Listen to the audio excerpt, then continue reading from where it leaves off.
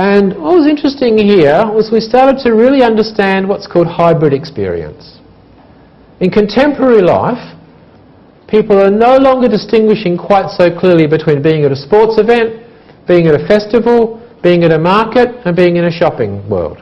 They're kind of the same kind of thing. And they've started to blend together. What you expect when you go to a sports event these days is not just to sit down and watch a game, but you expect some entertainment and food and comfort and good things to happen, as well as just watching the immediacy of the sports performers. When you go to a festival, you're expecting a little bit more than just the core of what the actors or performers are doing. So hybrid experience is a kind of a way the world is going. Sometimes you can't even tell whether you're in a theme park or a sports event or you're in a festival or a shopping environment. So this is interesting. People are sort of comparing their experience across these different kinds of events. It's not just shopping versus shopping, it's shopping versus other things you can do. And we did some original, detailed survey work, the kind of hard stuff of doing business studies, tourism studies, asking people, doing interviews, recording the data and so on. Right. What do the shoppers tell us? Told us number one. The overall experience, how good a day they had, how good a time they and their kids or their grandma had. What the experience was like overall, that was more important than the shopping activity itself. People say 2 years down the track you can't actually remember what you bought at a place, but you can remember whether you had a good time there or not. What did I buy last time I came to Orchard Road? I don't remember, but I remember it's great with all the trees and walking up and down and seeing things. I remember the experience later on. Don't remember what I bought. Or I may remember what I bought, but it's not the first thing. The all-important thing is the quality of the experience on offer. Being able to tell a story about the shopping setting comes up again from the shoppers. Came up from the retailers, first of all. This time it comes up from the shoppers themselves. Why they visited that setting. They want to be able to say, I visited there because. And of course, when we talk to the shoppers, we found that not all the people in the setting are serious shoppers. Some have been dragged there, somewhat reluctantly. Okay? And we found quite a lot of tired older husbands. So why are you here? Because she made me come. Okay, so is this setting looking out for those people? So there's a spectrum of markets, interests and purposes. So we'll start with one of the P's. And I've only got 1 or 2 slides on this issue. For people, do we deal comprehensively with people's needs? And if you can't read it, it says husband seat. It's a husband seat in front of a shop. So that's where the smart wives plant their husband while they go and use the credit card and enjoy themselves in the shopping. So dealing with people's needs is the theme of the slide. Whose needs are we dealing with? Do we have everybody? Not just disability, but that's important as well. Disability, age differences. Is there a little playground corner where you can put the kids who are of a certain age while you go and do something? A nice safe environment. Is there a set of sports events on TV so you can get particular people to pay attention to that while you do something else? Dealing comprehensively with people's needs. Something to think through slowly when you're in these settings and seeing if you're doing that. But we've also got to build passion. You can have a very bored baby. And our bored baby there can get transformed into the excited consumer if you do some things right. What is there to get excited about in this setting is a question people ask. What is there to get excited about? And this is where we go from theory to practice. One of the famous psychologists, sociologists at MIT, Kurt Lewin, said, there's nothing so practical as a good theory. It's an interesting point. Kurt Lewin spent World War II running a butcher shop.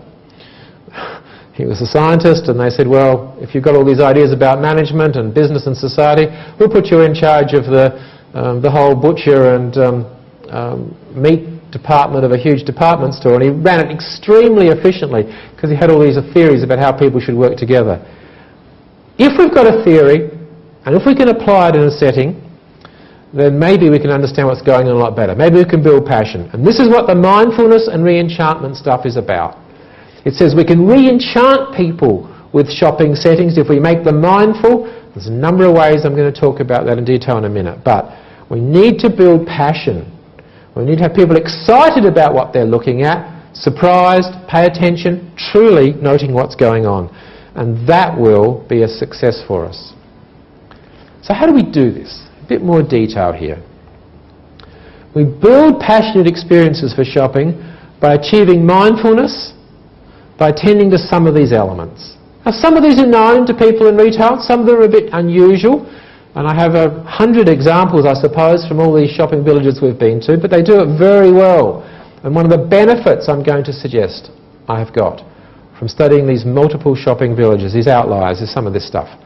The sensory environment, what you can smell, what you can hear. The sensory environment of shopping settings really matters.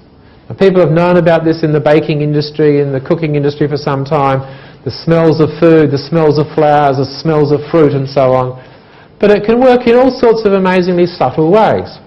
If you just get garlic and you cut it up and put it outside your shop, you actually create a different ambience than if you just say our food has all these ingredients. So displaying things so that you've got a richer sensory experience. Hearing, music, giving people opportunities to really engage their senses is going to be one way you can turn a fairly bland environment into something more interesting.